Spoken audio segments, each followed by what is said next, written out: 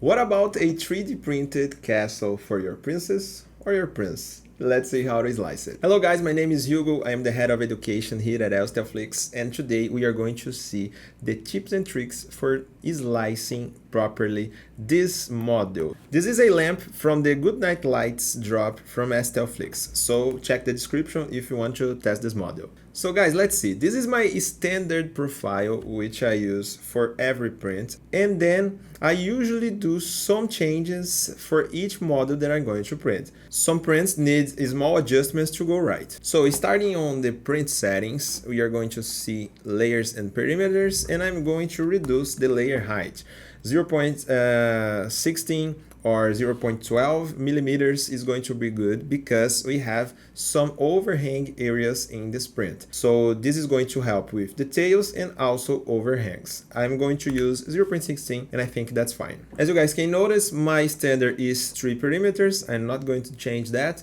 Top solid layers 7, that's fine. And bottom layers, I don't think we need 5 or it's enough. This is a decorative model, so it's going to be in the wall. So I don't need so much solid layers on this piece, just in the top to look good, but in the bottom part it's fine. In the infill, I don't have so many changes from my standard profile. 5% it's okay, and the gyroid pattern for me works fine because this balances the print speed during the process, so I don't change this so often. There will be another model from this drop that I'm going to change this, so check our channel to see other slicing process. Another detail is about support material. In this model, let's go slice it. As you guys can see, we have some overhang areas in here in this orientation.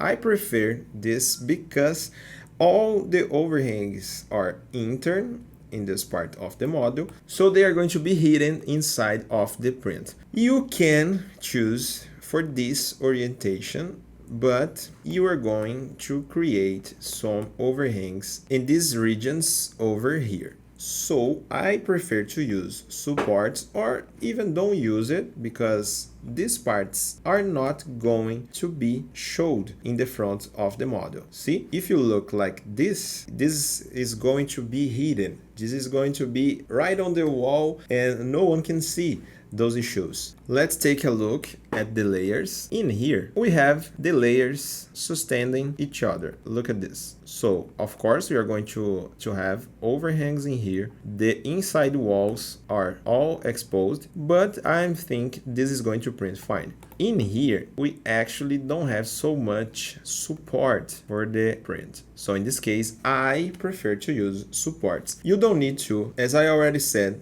this false is going to be hidden when the print is going to be the wall. But if you want to use support, as I do, I recommend you to use the organic supports in here. And the Z distance, we are going to put as the layer height. And now let's go to paint the supports specifically in here with the brush, and we are going to do like this to put some supports in this region. This one and this one is going to be similar to the last, so let's see how it goes. Now we have a small branch of support in here sustaining this part, and I think it's going to be great. If you are too concerned about support stinking on your print, you can also turn on this option, support on build plate only, and then Prusa Slicer is going to avoid to put support in the top of your print. It's going to use only the build plate as a beginning of the support, like this. Seems better because the support is not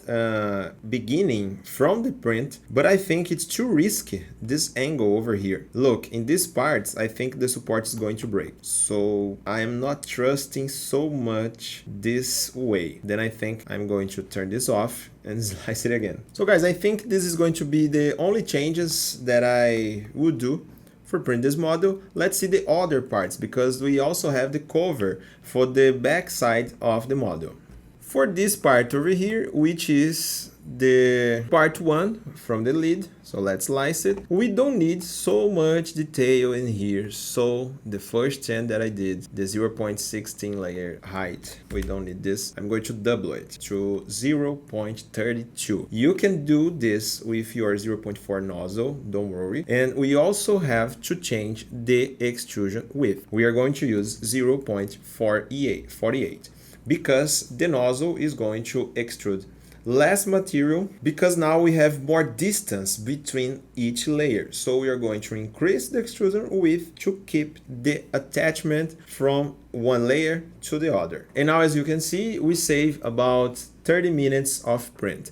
And let's do the other part as similar as this.